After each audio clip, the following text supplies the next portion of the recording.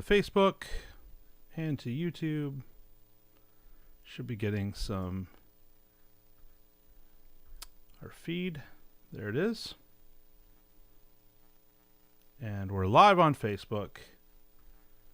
Sometimes stuff works just like it's supposed to. Let's just pull it up here real quick. Here we go.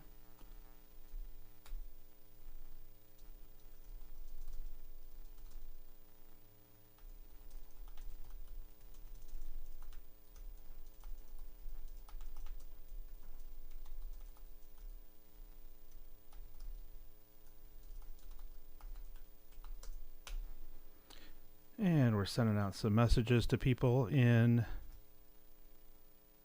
Facebook. See if anybody joins us over there. I'm keeping an eye on YouTube as well.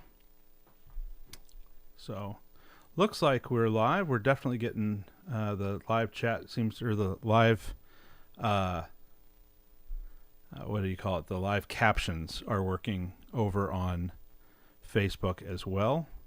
So, yeah, it looks like we're getting there. Let me see what it looks like over here. Live stream.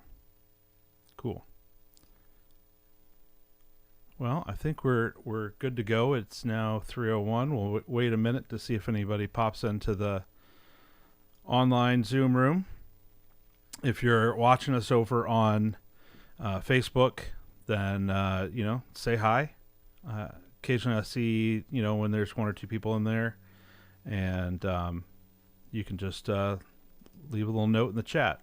If you're watching this later on today, I hope you had a successful day of mitigation and making money.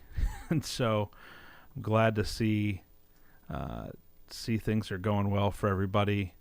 It's always kind of a blessing and a curse, right? I want to not have a whole lot of people in here on a Wednesday afternoon because I want to make sure that you guys are out doing your jobs. However, one of the things we're talking about today with creating SOPs is, how you're able to let other people do the jobs that you would normally do. And so hopefully there's some value in this. Looks like we just got a bunch of people jumping in on Facebook. Throw a note in the chat. Say hello. Would love to answer any questions from you on. Every time I look over here, it's because that's where I have my my Facebook window. So when I'm peeking over that way, it's because I'm looking, trying to keep an eye on the chat. So welcome all of you on Facebook and on YouTube. And if you want to actually pop on video, feel free to join in the Zoom room. And so it looks like we got a couple people popping in on the Zoom room as well, kind of trickling in. So that's great. Appreciate you guys taking time out of your Wednesday midweek here and joining. So today.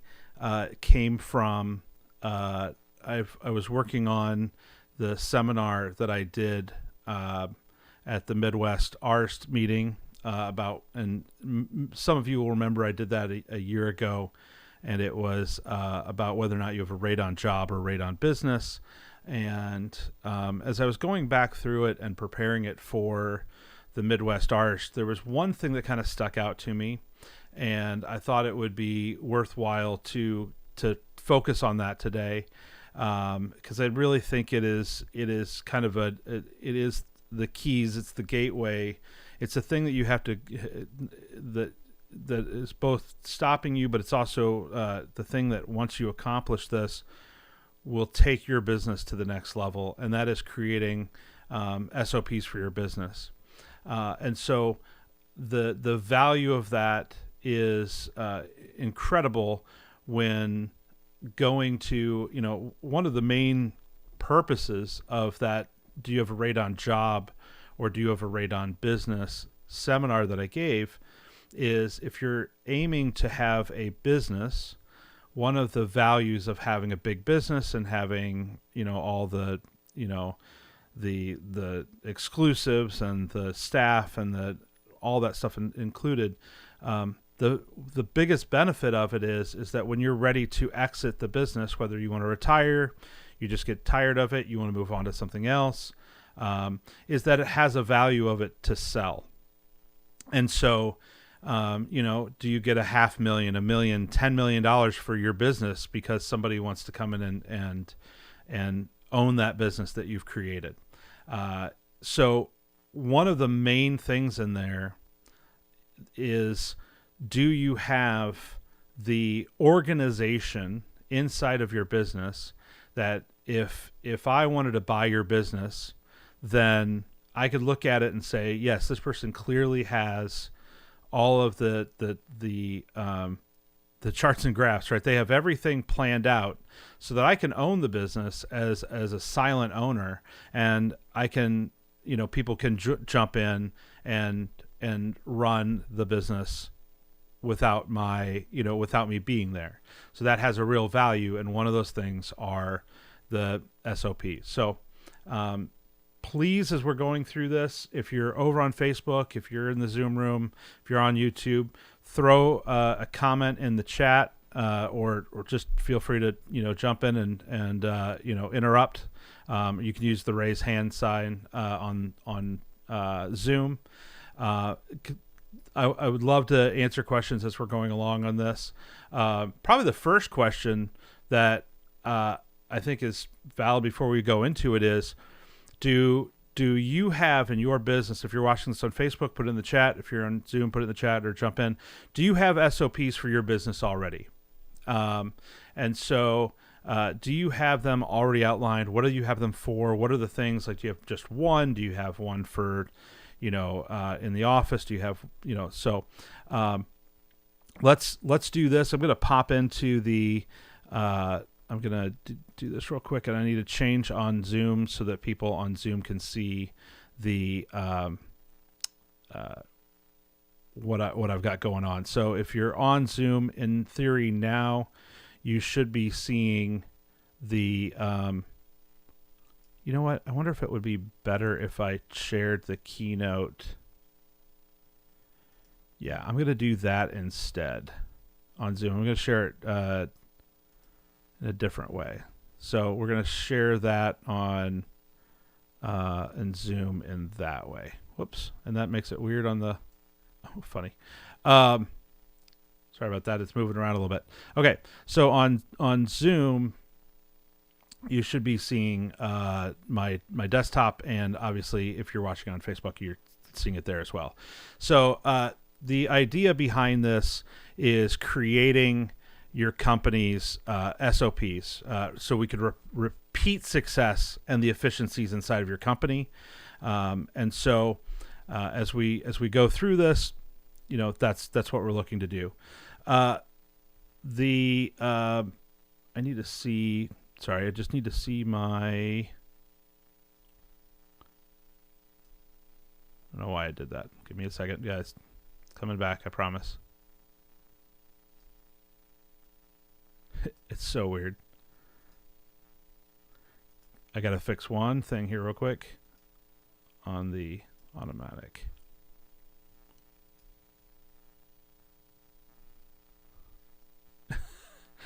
I have no clue why it's doing it like this. I apologize. Okay.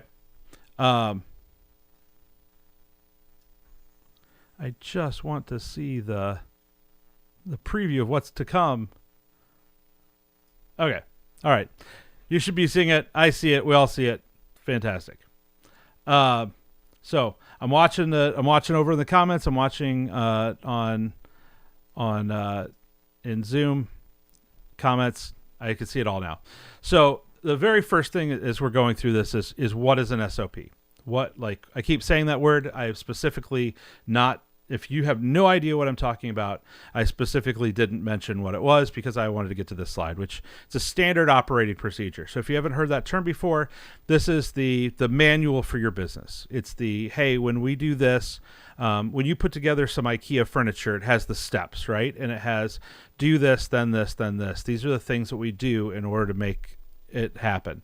And so an SOP is a set of detailed step-by-step instructions for performing a specific task or activity. And so it's a specific task or activity, ensuring consistency and efficiency in the operations. So that's the thing that we're trying to replicate. We're trying to replicate that you know how to do this thing. So let's talk about, let's say we're going to core drill, in a basement, right? So the core drill might be cut hole, insert pipe, right?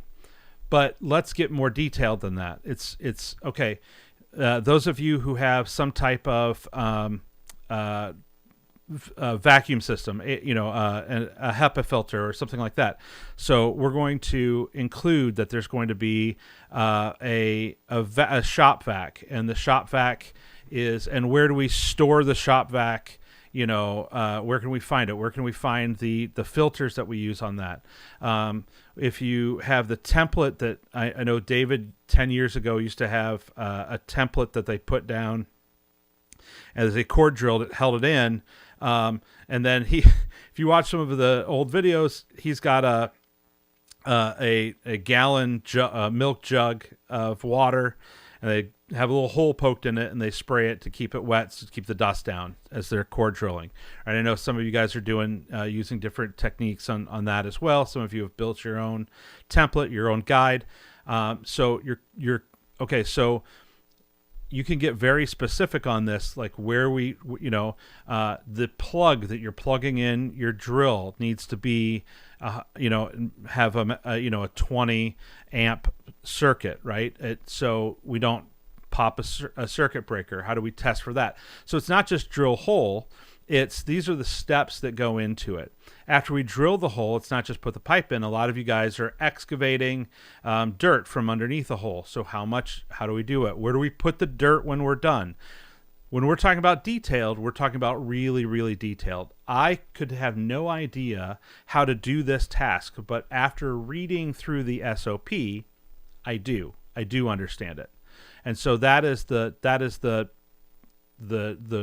rationale behind it. So why should we have SOPs at all in your business? Like, why should we even have that as something that's important in the business? This is actually, we have a lot of reasons here. So the first one is that it ensures consistency and quality control. So if you're good at doing something, we want to maintain a uniformity on how the tasks are performed, ensuring that every customer gets the same level of service every time, right? If you go to Dairy Queen, the way that they wrap the ice cream at the end when they bring it out, that's something that they want consistent every single time. Okay, so that's one reason. It also prevents variations that can lead to mistakes or worse, inefficiencies. So, for instance, if you want to get real detailed, that says, okay, we're going to excavate 3 5-gallon buckets of dirt, and we're going to carry that dirt up, and then we're going to take it, after it's carried up, the person who carries that bucket of dirt up takes it up to the trailer and dumps it into a big trash, bin or whatever. But you can get really specific. On that first trip up, you're going to bring down a 10-foot stick of PVC pipe, right? Then you go up the second time. And now on the second trip back, that you're going to bring, the manometer and, the elbows, and you're going to make sure that you have that. So by getting really specific so that we repeat it every single time, then we stay really efficient in the process. Why else? It streamlines training and onboarding. I know that we've talked a lot about hiring people, and we've talked a lot about bringing people on and into your business. One of the things that is obviously very time consuming is when you have someone who is one of the experts in your business, whether it be your foreman or someone that's been there for a while, or maybe it's you.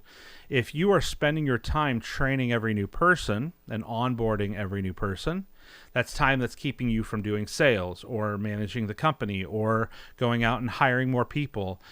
So by streamlining that, new employees can get up to speed quickly by following the documented procedures. You can send them home with homework, or they can walk through it as they're doing the job. It reduces the time and effort needed for training, which minimizes errors from lack of experience. So that's important as well. What else? It's going to increase the efficiency and productivity. So I just gave that example of, okay, when you don't ever, this is like a rule in our house, right? If there's laundry that needs to be carried up to the second floor of the stairs, like, you should never go up or down a flight of stairs and not be carrying something. There's always something to be carried up or down a flight of stairs. So employees don't have to guess how to perform the task that they're doing. They have a step-by-step guide, which also means that if they don't do the things in the step-by-step, then that's an issue as well, right? So it reduces the downtime and decision fatigue. I love that, right? By providing clear instructions. Do you have an employee who stands there for 15 minutes trying to decide what to do next? Okay, we've had employees like that. So if by giving them the step-by-step instructions, it allows them to just go from one step to the next step. And it's great when we can find those employees who are just those are the employees who are, hey, they just follow steps. And they're great at it, but they have to have those steps in front of them. Love this. It reduces the dependence on key employees, right? So let's say you've had somebody that's been there for years. They know everything about everything. But when that employee calls in sick for a day, you have a real problem, right? You have a real problem, because that employee is that they're the linchpin. And so if that employee leaves or takes time off, their knowledge is not lost. The job is able to still be done. And SOPs allow any trained employee to step in and perform the task. So maybe they don't do that task every single day. Maybe they don't remember all the steps. But when you have that SOP for that particular task, maybe that task is, here's sump pumps is a great example, right? So we're going to take the sump lid off. We're going to double check the pump's working. We're going to wire up. We're going to run the wire through. We're going to drill our hole for it. We're going to have we're going to make sure that we bring in the caulk and the viewport if you're using those items, and so, or just bring in a sump lid at all if they don't have an appropriate one for the job. So that allows us your guy who's normally on the roof, or he's normally core drilling, or he's normally building, putting the fan together on the outside of the house, they can step in and they can do that sump pump. If that's maybe not what they do every day, but they've been trained to do it. It also helps with the training on those things. I like this one. It improves compliance and safety, right? So if you have things that are regulatory issues and safety issues, OSHA, right? Things that you have to take care of, and the last thing you need are any type of strikes against your business or claims, or we don't want somebody falling off the roof because they're not, they're not following the procedure to, when they're on a roof, right? Or they're not, maybe they're not wearing a mask when they should be wearing a mask for dust and things like that, and so we don't want to have those issues. Maybe it's they are not they're putting 9 guys in the bed of the pickup truck, and that's like, what are the things that are safety issues, and what are the things that are regulations? In Illinois, obviously, we'll talk about this a bunch, but one of the things is you got to put a tag on there with your license number, and the information has to be copied on there. So that's a regulatory compliance issue that, if you don't do, becomes costly when you get turned in later for not having the sticker on there. Maybe you even paid for the tag, but you forgot to put it on. Having an SOP, make sure that happens. And so it also reduces your liabilities by documenting the proper procedures. So when you have an employee who's not following those things, then you can bring that to their attention. You can let that employee go because they're not doing the things that are your company's proper procedures. I like this one as well. It enhances the accountability. That's what I just said. We've got employees. Here's what you're supposed to do. Here's what you didn't do. We're going to bring this up, right? Or, hey, you're doing this every single time. And, they understand the roles and responsibilities of their job, the key output, their key performance area or KPA. What are the things that they have to do, right? This is the expectation. This is how we do it. And now, Dave Ramsey says this. I don't know if he was the first one to say it. It is the most important thing you can tell your employees when we're talking about SOPs is to be clear is to be kind. To be clear is to be kind. And if I am clear with you, then I'm being kind to you. If I am not being clear to you and telling you what to expect, what you want, then I'm not being kind to you. And that is going to have negative implications. So be clear to your employees. Tell them, here's the expectations. Here's the way we do things. This is how we're doing it. And so they will understand that. And obviously in the same light, managers can use these SOPs as a reference for performance evaluations. If you have multiple crews out there and you have a foreman on the job, that foreman is looking at, are these things being done? Are they going back and having to redo things? Are they seeing, you're going to see when we talk about one of David Smith's checklists later, is somebody missing things, right? So now we're going to talk about that in performance evaluations. If you have a rock star employee that is following your SOPs, making your business more efficient, and they're able to do more jobs, pay them more, right? Because what is the incentive for them following instructions, doing what they're supposed to be doing, and getting things done quickly means that more jobs can be done. And so that is absolutely something. And if they're adding jobs to your day because you can do that, you're going to struggle to pay them as much as they're also bringing in. So give them more per hour. They're absolutely earning it. So it's going to enhance that accountability. And we just said this. It facilitates business growth and scaling. So having people who are able to do, if your team is doing more, it means that more is getting done, and when you have SOPs in place and that everybody understands them, it means that you can just go, okay, we've built this crew of 4 guys or 3 guys, and I'm just going to hit copy, paste. I know I need to have this truck. I need to have these tools. I need to have, this person who does this thing. These are the people I'm looking for. And this is how we got to this. So we just need to hit copy, paste, and keep doing it over and over and over again. It's going to standardize the procedures to make it easier to expand new locations, hire additional staff.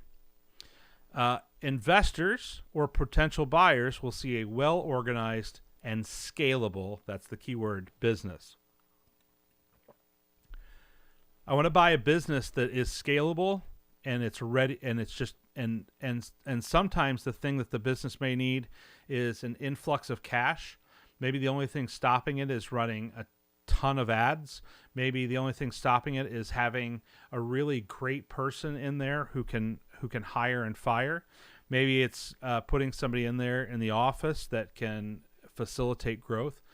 But when I see, if you're buying a business, if I can see all this stuff and I can see that the business is really, when you have a car where every part in that car is just doing its job, then that car can go faster, longer, and isn't going to break down as much. So when everything is focused on, that's how important all those things are to a potential buyer.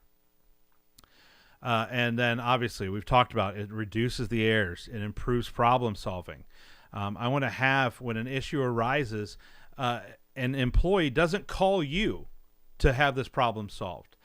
They may not have to talk to the foreman on the job to have it solved. They can just look at the SOP to troubleshoot the issue, right?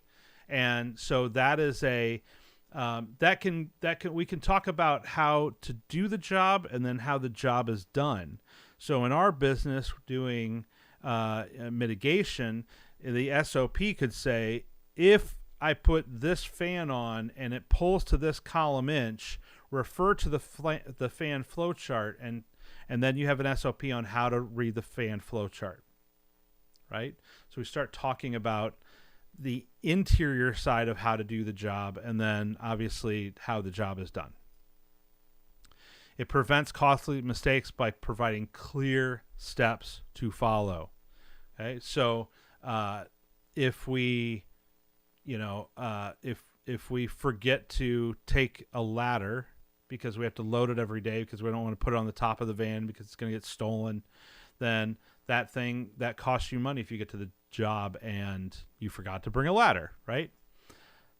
I love this one. It improves the customer experience. That means that when you get a referral from someone who said, hey, I love using XYZ radon, and now we say, I'm going to come do the same job I did for them, then it provides that consistent process. So, and it leads to reliable service and boosting customer satisfaction and trust. You want to have it that we've talked about the referrals and reviews. If somebody reads a review that says this company does this, I want to be able to trust that they're going to do that for me. When I order a pizza and somebody says it tastes great, I want to get it and I want it to taste great. And that's only through having repeatable processes. Faster response time and efficient service improve overall customer relations. So if your SOPs are we talk about how do we interact with customers from the time that they call or they send in a message, those are things that we want to make sure are repeatable as well. And here we go, saves time and money. So it prevents redundant work, rework, and inefficiencies. If you have stuff that's happening inside of your business that is inefficient, there needs to be an SOP to address that. It reduces waste, whether it's materials or time or labor costs. And this is where we talked about 100 times over. When someone knows what they're supposed to do and how it's supposed to be done, the goal is always to figure out how it can be done better. And if you're doing it at the top of the efficiency, you're going to get the highest return. So that is why you should even have SOPs in your business, right? So now we're going to talk about creating your first SOP and why and what you should be looking for, not only in what they should be around, but then also, how they're structured, right? So first step is to identify and prioritize key processes in your business. What are the things inside of your business that are processes that happen over and over and over again, right? So I've talked about a few here. So for instance, let's talk about before the sale, right? So lead comes in, it comes in, and we can separate these. Lead comes in through your website. What do? Lead comes in from a phone call. What do you do? Obviously, these are separate. They have different processes. So if it comes in over the phone, you now have a live person on the other side. What are you doing in that phone call to get the job, right? So if the goal is I want to do a quote, I'm going to now ask for your for the business. I'm going to ask for your home. I'm going to ask for the what are the things that you need, and are you giving any type of homework to that client? Are there things that they need to fill out or you need to get information from? And if it comes in through the website, you're going to say, okay, we're going to respond to them in this amount of time. One of your standard operating procedures may be that I'm going to respond within an hour of any lead that comes in, right? And so now if that's not happening, you have to look at it and say, why isn't that happening? So these are processes inside of your company. We're going to talk about, for instance, packing the truck, the trailer, the van to go to a job. What is the process? Is there a checklist? Is there a we're doing this job? If we're doing multiple jobs, are we including multiple, so that they don't come back to the shop and pick up more PVC pipe? Inside, one of the things I kind of alluded to in the email I sent out, like, are you losing money because guys are leaving tools behind? So do you have a document that lists all of the tools that are taken to the job?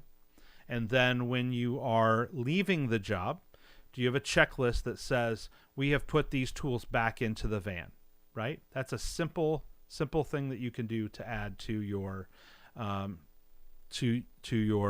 SOP, right? Having a checklist. Checklist is being followed. That's a simple one. We're going to go through at the end of the job, and we're going to have a separate employee check off on the work that was done to make sure that it was done adequately and appropriately. So we want to identify the processes inside of your business that are repeatable, that are over and over again, and we're going to identify those, and then we're going to prioritize those. We want to make sure that the most important one is the first thing we do. So if you're just going to make one SOP, maybe it's just the actual act of mitigating a home. And so we're going to have all the different, this employee does this employee does this in this order. Okay? That's the first one. The second thing we're going to go to is we're going to document the process in a clear step-by-step format. So we're going to do this in a clear step-by-step format. And then we're going to, we're too quick on that one.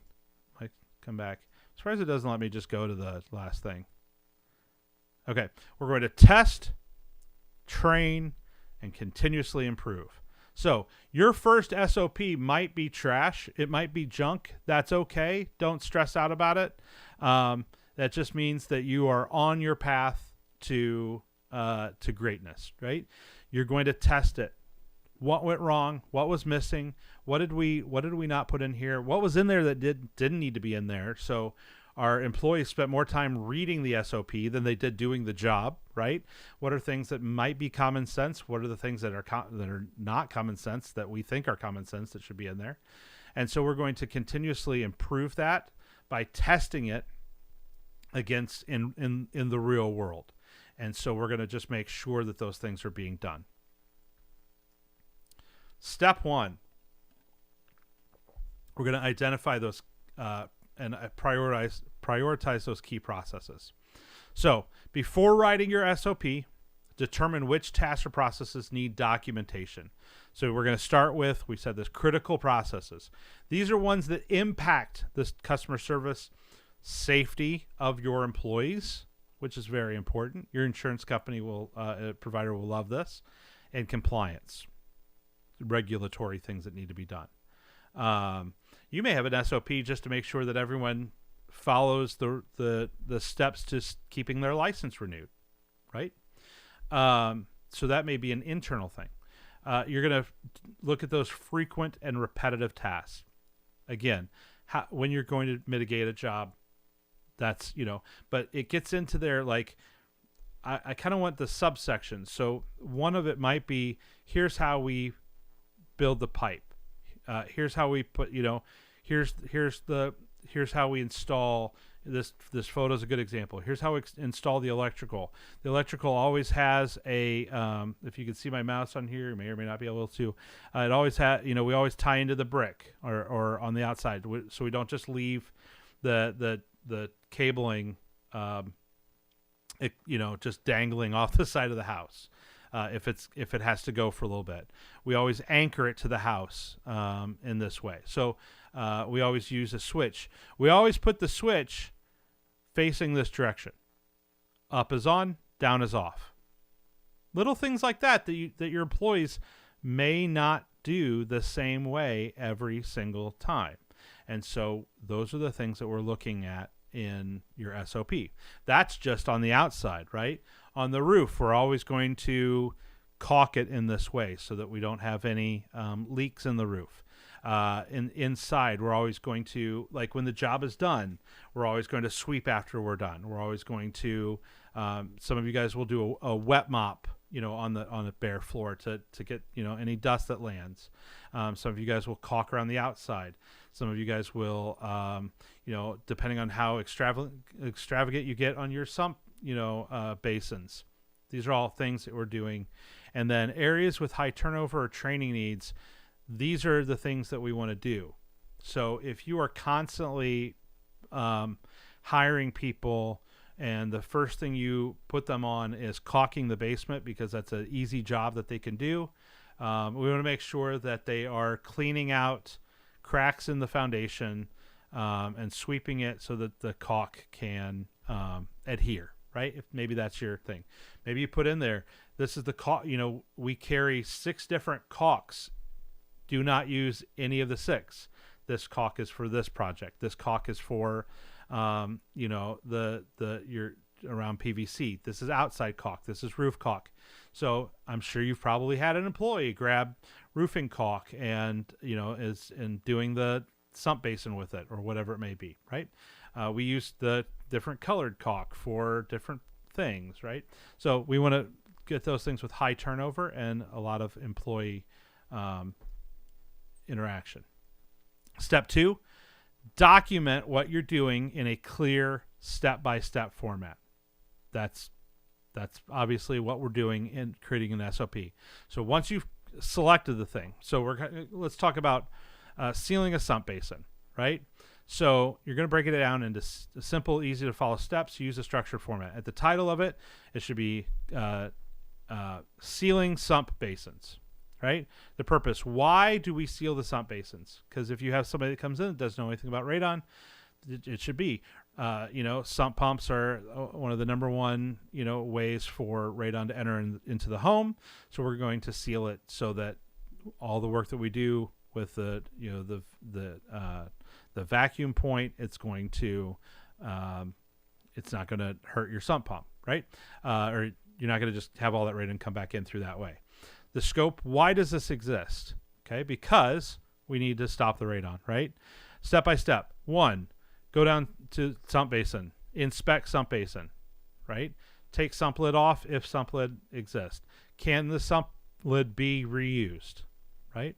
If it can, document that you're reusing the sump lid so that we know whether or not if it can't be reused, if it's trash, make sure that we're taking it out with us and we throw it in our truck and we're not leaving it in the customer's trash. If it can be reused, then here's the steps to drilling for a viewport. Here's the steps for running the grommet for your electrical cord through. While you are there, you're going to test the sump pump and make sure that it is in working condition. Because you're going to unplug it. We're going to make sure that and now we're at the end of it. You put it all back together. You've caulked it. And is it plugged back in? Can you test that it's still working and functional? And then viewport is in, sump is sealed. And then I know that David Smith's company has a tag on the sump pump that explains that the sump is sealed. It's part of a radon reduction system. And as a homeowner, as a plumber, in emergency, this needs to be resealed if for any reason it's reopened. So is that tag put in a visual spot? And so that is that step. On this, you can also use visuals. So there's no reason that you can't take pictures of the sump lid and the process and show so that your employee can just open that up and just flip through that, and they could do that without having another person stand there and train them, right? So that is a great way to have a visual Maybe you shoot a video and there's a QR code that you can scan, and it takes the employee to a video of how it's done, so that they can sit at home and they can learn about how to do those run a sump pump there, right? And then obviously troubleshooting and FAQ. So what are the things that frequently happen in this process? So again, going back to sump lids, we get there and we don't have the correct size lid. Now what? They have a water dewatering system in the basement. Now it's a whole new set of SOPs because we build that differently. So refer to this SOP on how to build around a basement dewatering system. What happens if they have a water backup or an emergency backup? It has more piping coming in out of there, but your guy's only used to one pipe coming out. What happens if the sump basin is broken? What happens if the pipe is broken? What happens if there's an issue? What happens if in the process of it the sump dies and it doesn't work? What do we do with the homeowner there? So we're going to have all those troubleshooting things and FAQs, because I want the employee going into that thinking, oh man, I had never considered that I'm going to touch this. I'm going to touch this sump pump, and it was working when I started, and now it's not working, right? Now we're going to go back. That triggers another SOP in the sales process. When you go and you quote that out and you look at the sump pump and you see that sump pump is 21 years old and it's currently working, you can say, hey, listen, you have any 21-year-old appliance, it's, if you want me to move your washer and dryer and they're 21 years old and I move them a foot to the right, they may stop working. Just the act of moving it. So we're going to tell the homeowner, hey, in this process, would you like us to replace your sump pump? That is something we can do. Here's the price for it. Upsell. So we're going to make a little bit more money on the job because it's part of the sales SOP. Maybe it's part of a contract with the client. We do not guarantee that the act of removing the sump pump and putting a new sump lid in, that it will not stop it from working. We are not responsible for it breaking. So if it does break, you can call a plumber. They can come in and replace it. You can replace it yourself, or we will replace it at this price. And so be careful with that. Obviously, we don't want people to think you're breaking them on purpose, but obviously that is something that happens. Absolutely happens. Let's go back to core drilling. The very first job that I went on with David Smith and his team, they were in a house that was over 100 years old. It's just a funny story. They had to cut 3 different suction points because there was so much. The foundation had been built in 3 different places, and so the one guy was core drilling in one spot, one guy was core drilling in the other spot, and one guy had already core drilled and he was digging it out. And he is down underneath. He is now excavating a couple buckets worth, and he hit something down there. And I remember him saying, I really hope that this is an old water pipe or something else like that, or drain, or blah, blah, blah, blah, because if it's what I hope it's not, I'm going to need to go take a shower, because he was really concerned that he had hit a sewer line. So thankfully it was just kind of a pocket of water that had collected there. I don't remember exactly how it was, but they were going through some really old and gross stuff underneath that house. And so that's a situation. What happens when you put a suction point in and for whatever reason you can't use that suction point? You guys that have been doing this forever, that doesn't happen to you hardly anymore, but it can happen. So what does a new employee do to come in and say, okay, I drilled, are they, what kind of repair are they doing? Are they going to mix some concrete? Are they going to seal it up? What are we going to do with that suction point? So we want to talk about what those common issues are, and then we want to give them the solution so they don't call you. or they don't bother the foreman. They are able to handle the situation on their own. If this is a sales, if as we talk about customer complaints, customer calls back, they had it retested after you're done, and it still came back high. Cool. What are the steps that we do after that? So that is step 2, documenting in a clear and precise way. Step 3, we test, we train, and we continuously improve. So an SOP isn't just a set it and forget it. It should be tested, it should be updated, and it should be improved over time. So we're going to test it. We're going to have an employee follow it step by step to see if it works as intended. We're going to train our team. We're going to ensure employees understand and follow that every single time. We're going to collect feedback from our employees. They will say, hey, you missed this thing. We do this, and you forgot to tell me about it. Here's how you can make it clear. We're going to suggest processes that make it clear, and we want to review it.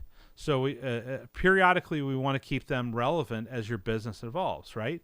So if you wrote your SOPs 15 years ago, you may not had on the internal office SOP, it may not have said, here's what we do when we get a lead from the website, because you didn't have a website, right? Here's what we do when we get, when we have somebody that has a problem with a low voltage fan. Didn't exist. Here's, as we're talking about EC fans now, you have an SOP that says these fans go here, these fans go here. So someone who is coming into your business now knows the difference. So we're going to go through and we're going to make sure that we do all those things. What are some of the challenges we've talked to? We've talked about some of them as we've moved through. And again, if you are watching this on Zoom, if you're watching on Facebook, if you're watching on YouTube, absolutely please drop a note in the comments. Raise your hand, leave a message, I'm watching the chats and everything to see if I see comments from anybody. If you're reading this later or watching it later on one of these channels, whether it's on Facebook, leave a comment. I'll come back. We'll talk about it. This is supposed to be a discussion. I would love to hear what you guys, how you feel about it, what you're thinking, how it's worked in your business. So what are some of the challenges that you've had in creating SOPs in your business? So what are things that you can avoid in creating? This is a big one for a lot of people. Defining the right level of detail inside of the SOP, right? So we want to strike the right balance between too much and too little detail. Okay. So this is one that is a hard one for some people because they don't want to put too much effort into it and it's not enough. And there's some people who want to when you get into the van, when you leave the shop, you take the key and you put the key in the ignition and then you turn it clockwise. No. There's certain things that you can assume. Hire someone who knows how to start a vehicle.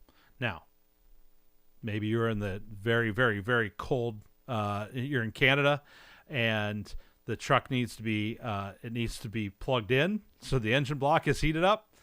Okay. When you get back to the shop at the end of the day, you plug in into the van. That is a check mark, right?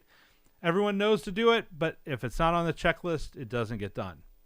Those of you who are in the South, in the Southwest, you don't have those problems. You have to put the visor up in the on the dash in the window so that it doesn't melt everything inside the car. So those kinds of things, those make sense, but don't make it too vague, because employees may not follow the process, which leads to inconsistency. And if it's too detailed, it becomes overwhelming and it makes it harder to follow. So we want the porridge to be just right. We don't want it to be too hot. We don't want it to be too cold. We want it to be just right. And that is something that we talk to our employees about, and so that they help us meet those goals. What else? I'm sorry. So how do we overcome those issues? Well, we start with a high-level overview, and then we break it down with only the necessary steps. and then we use things like screenshots or visuals or short videos to make it clear, and then we have a team test the SOP. So we just said all that. So here's another challenge. What else can we avoid? We want to make sure that they're user-friendly and that they're engaging.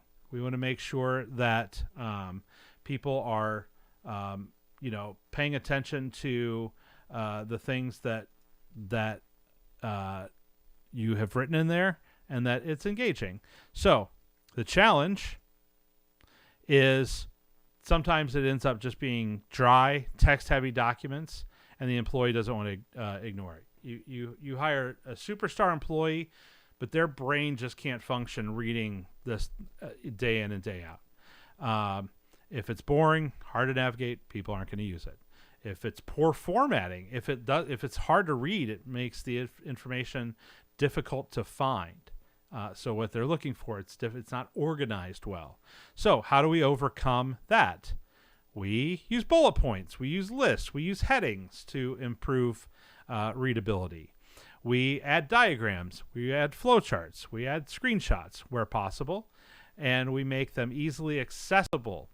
So we put them inside of a digital folder or an SOP management system so that people have access to it, so it's not hard to find and it's easy to get to. What else is a challenge that we want to avoid, or something that's going to happen, is keeping them relevant and updated. So you may write it took you a long time to write it, and you just don't feel like dealing with it again.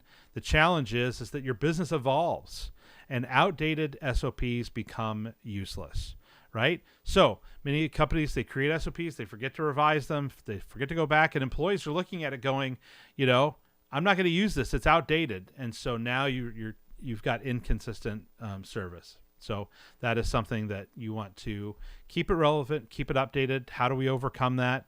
Same way, we set a schedule, whether it's quarterly, annually, to review and update SOPs, right? Assign a process, an owner responsible for keeping the SOP. So is there someone on your staff or on your team whose role it is to keep that up to date, and encourage employees to provide feedback on what's working and what needs improvement? So that is something that is super important, because then the employees feel like they have ownership on the task.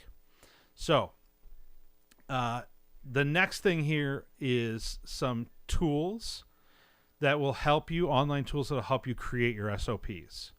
And so I have not used all of these. I just kind of did a quick Google search, and I know some of these I'm familiar with, some of them I'm not. So I'm just going to throw them out there. If you're looking to create your own SOPs, here are some of the tools that are available to you and that are an option. Obviously, it's super easy. Google Docs, it's easy to use. You can use it just using a simple document format, but you can share with your team for real-time collaboration, and you can set permissions for other people to only view it, or they can view it and then they can edit it. So if you have team members who are really rock stars at this, and that's their love language to work on this, give them that access to make changes to it, and so you can see and review the changes that are being made. So that is a great, simple, free tool to use. Notion, this is for keeping your SOPs all in one place. It uses databases, checklists, and has templates built into it. You can tag SOPs by department or process type. So you can go in and say, these are only for people in the office. These are only people for in the field. These are only for people in sales. These are only for people who are managers. So you can have those processes tagged by, or these are only for people who have access to this accounting or whatever it may be. So those tasks are by process or by the department, and it creates a hub for you to put everything in one place. Here's another one, is Tango. So this auto generates some SOPs with screenshots. There's another one that I'm familiar with that I'll show you, but it'll automatically capture screenshot as you perform a task. This is going to be more for instance, if you were doing your accounting in QuickBooks online, if you were doing tasks that you're doing on a computer, right? So maybe you have to pay sales tax, right? And so it's going to keep track of that and will create a step-by-step instruction and from the task. And if you've got a digital workflow, it's going to help with that. So those digital things that you do inside of your business. Traineal, like manual Traineal. So this is an employee training and SOP platform in one. And so it organizes the SOPs into structured training modules. So that's kind of neat. And it'll assign SOPs to employees, and they can track their progress. So they have to go through these SOPs and training. And it's great for onboarding a new team member and for team training as well. Process Street, I'm not familiar with this one, but again, it's got workflows and automations. It can do interactive SOPs, checklist forms, approvals, automate repetitive tasks, integrate with other business tools. And if you've got structured workflows, it's good for that. Here's one that I use a lot, Loom. So if you've got video-based SOPs.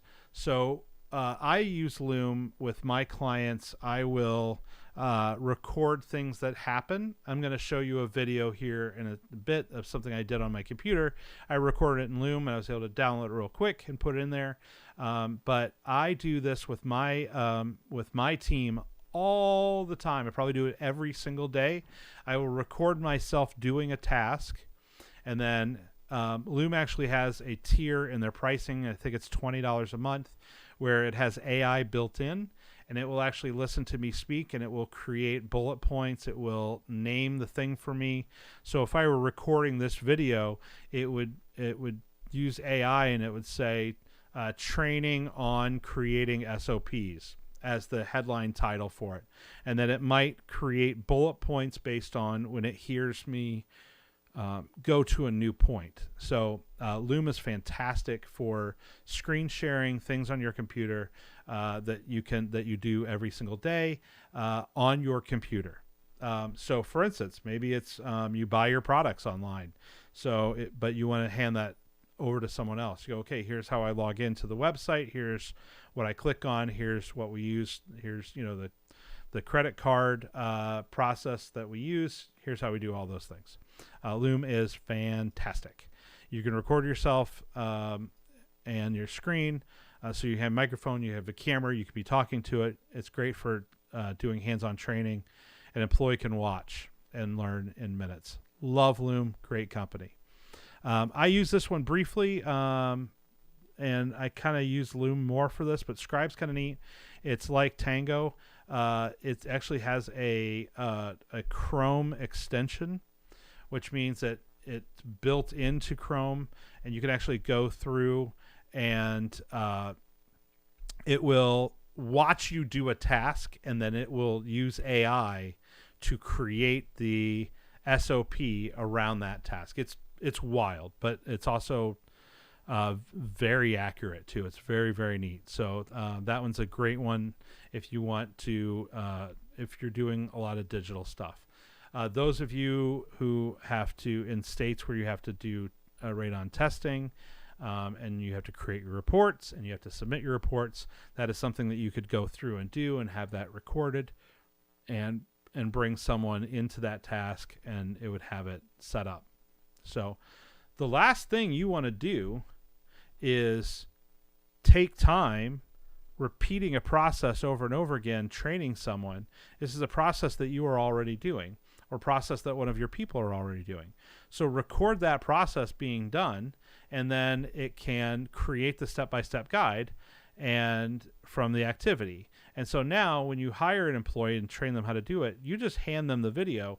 You keep going out and doing something else, and so you're not both doing the same task, which is why you hired that person in the first place. This one does let you annotate, edit, and export into a PDF or HTML, which is super cool. I've talked about this briefly with some of the different ones, but using AI to generate SOPs. We have AI now, artificial intelligence. We have it built into our phones. We have it built into our into a lot of the different things that we do. So use it, right? So in this case, let's use ChatGPT to help create a process around how you run your business. So instead of starting from scratch, use ChatGPT to create a structured SOP for any process in your business. So here's an example prompt. If you've never used ChatGPT, jump on, play around with it. It's super fun. You can pay $20 a month and have a higher level of it and more accurate learning and newer information, but it is free to use. So here's an example prompt that I'm about to type in. Okay. Hey, Chat, create an SOP for handling customer inquiries at my radon company, Miller Radon.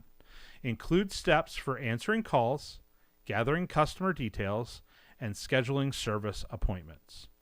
That is the prompt that I'm about to put in.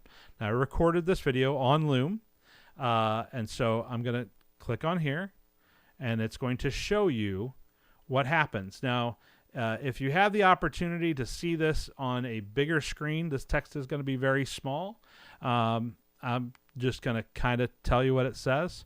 Using ChatGPT, you're going to get a step-by-step format as an SOP. You can edit the text and clear instructions on how it works. So here we go. Here's the video on when I put in that prompt. Okay, you can see at the bottom it says that, hey chat, create an SOP. I hit enter. Here's a standard operating procedure for handling customer inquiries at Miller Radon. Let me know if you want any adjustments. At the top, it says standard operating procedure, SOP, handling customer inquiries at Miller Radon. The purpose of this is this SOP outlines the process for handling inquiries. And so now it's going through, providing information and answering questions, scheduling service appointments, closing the call, follow-up, customer and record management, handling missed calls and voicemails, handling difficult customers, continuous improvement. There's handling difficult customers. Remain calm, professional, and empathetic. Listen carefully and acknowledge their concerns. Offer solutions with company policy, and if necessary, escalate to a supervisor or manager. And so that's just one of the prompts inside of there. Handling missed calls and voicemails. Check voicemails every 2 hours. Return missed calls promptly. Prioritizing urgent inquiries. Use this script. Hello, this is Ben from Miller Radon. Returning your call. How can I assist you today? Maybe I don't like how can I assist you today. Hey, did you have a question about radon? How can I help? Whatever your thing is. So you can go in and make small changes. But ChatGPT just created a SOP for a new employee on how to answer the phone, how to interact with customers, how to handle difficult customers. They did all of that in less than 10 seconds. Use AI, guys. Don't reinvent the wheel. Do not reinvent the wheel. Outsource this, right? Outsource making your SOPs. If your skill set is not sitting down and typing, and let's face it, a lot of us, that is not the thing that you do well in your business. If you don't have that person in your business, video the process. Take a camcorder, set it up, take your iPads, take your phone, video the process start to finish. Make a video, and then take that video and send it to someone else to transcribe it and to create an SOP.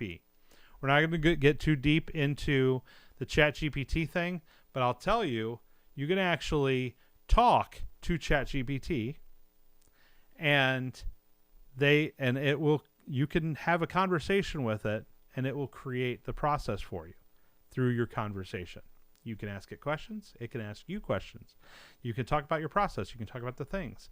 and it is like having a human on the other side. It's scary how accurate it is, but you can also send this off to someone who specializes in this. My assistant loves making SOPs. So I record things all the time, and I have her take care of that. And so I do not do it. It is not my love language. If I did it, ChatGPT would make all my things, and I would hope that it's accurate enough.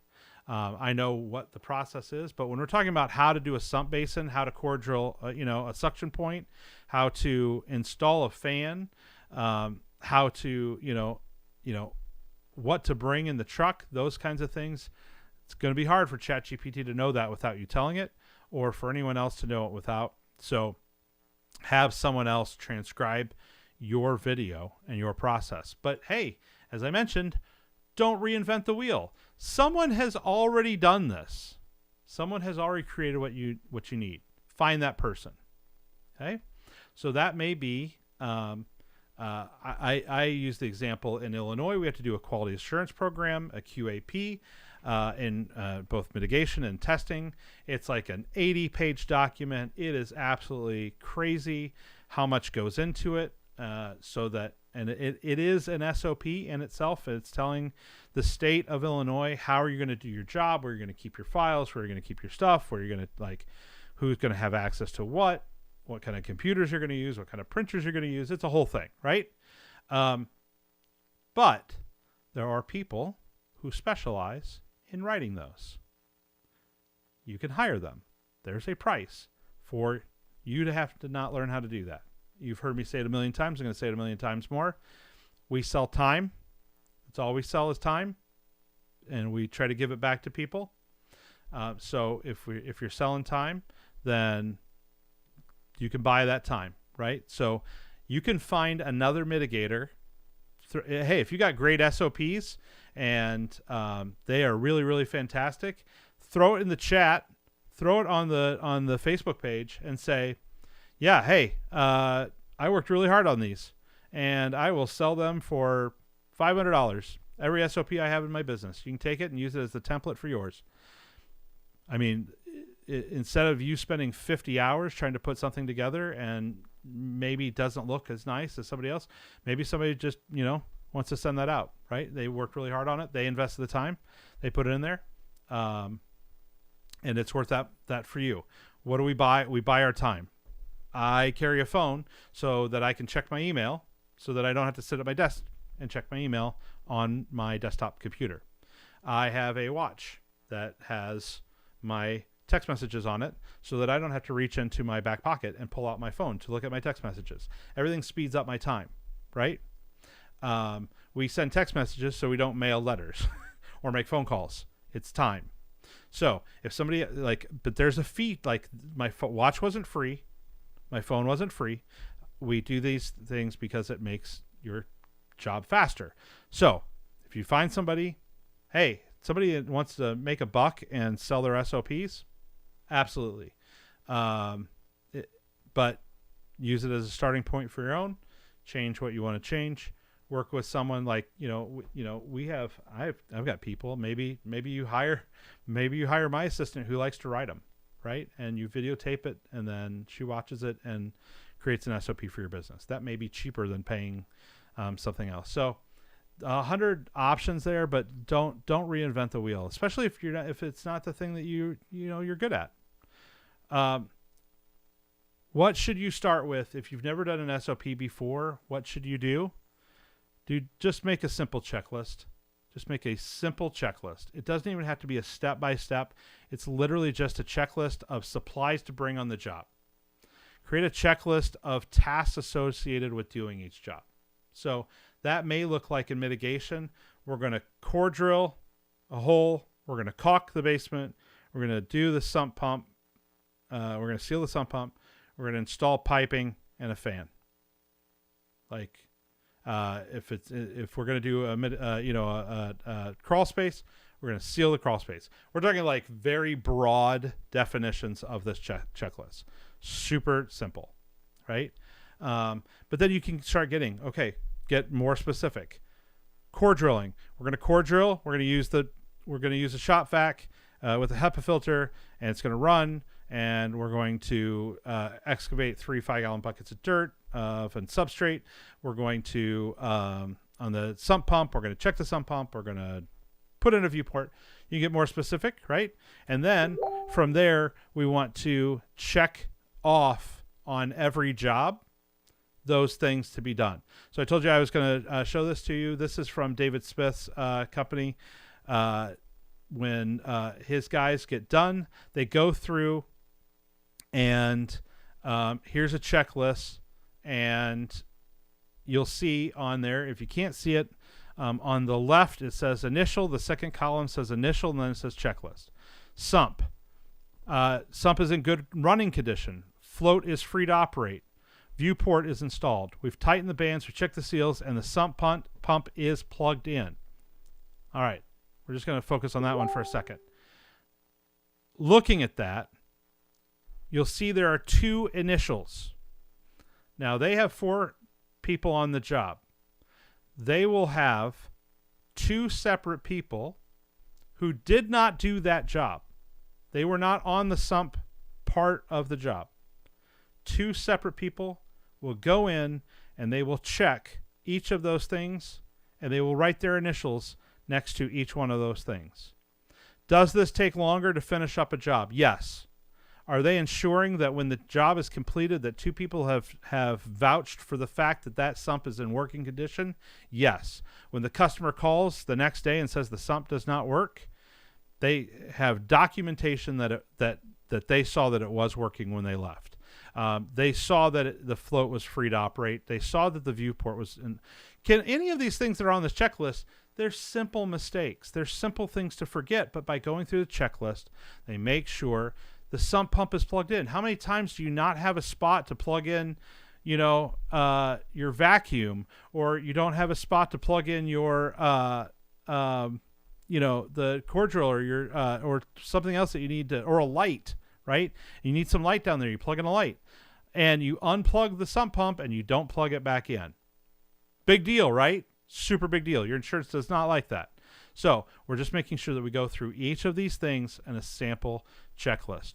So this is like the very the easiest, most simplest thing to do in creating an SOP is just literally make a checklist. That is the first step. And then we go back and we look at that checklist. We go, okay, what were the things that we did in, we'll just go back on this one here. That the viewport is installed. There's a procedure for installing the viewport. Write it down. We use this drill bit. It's this size. This is where we keep it. When we're done using this drill bit and this drill, it goes back into this case. This case is labeled in this way. When we go back to the truck, this case is put into the truck in this space. When we leave to go do the job, we make sure that we have that drill bit and that drill in that case in this place in the truck. We can check it off before we leave so we never get to a job. We know that we have 2 viewports in the truck at all times. We've checked that off before we leave. So now we could just take one line inside of a checklist and turn it into an SOP. You can have a conversation on your phone with ChatGPT talking about how you do a job, and ChatGPT can produce the SOP for that task. It's crazy, guys. Like take advantage of some of this technology. So that is a really huge way of making it more efficient, is using AI to do it. So I knew that when I was putting this together, that this was going to be a long one. I didn't have anyone chime in, and I didn't have any questions. I have made it to the end of it. And so if you're here in the group, obviously you're on Facebook, you're already seeing this, but if you're on Zoom, hey, make sure you're joining this. If you're on YouTube, you can snap a picture of this and join our Radon Pros group. If you're a Radon professional, that space is only for Radon pros. And so we'd love to have you on there. If you're watching this later, please, by all means, I'm gonna stop the share on this, but yeah. Hey, if you're watching this later, I would absolutely love to hear your thoughts about it.